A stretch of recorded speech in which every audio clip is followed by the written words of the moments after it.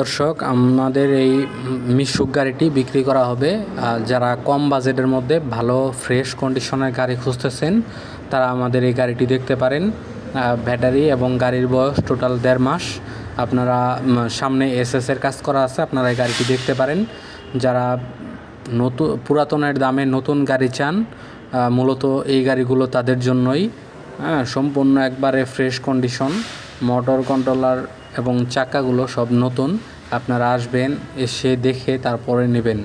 তো এটার আবার ড্রয়ার সিট আছে, আপনি চাইলে সিটটা ব্যবহার করতে পারবেন এবং আপনার প্রয়োজন হলে ভিতরে উঠায়ও রাখতে পারবেন।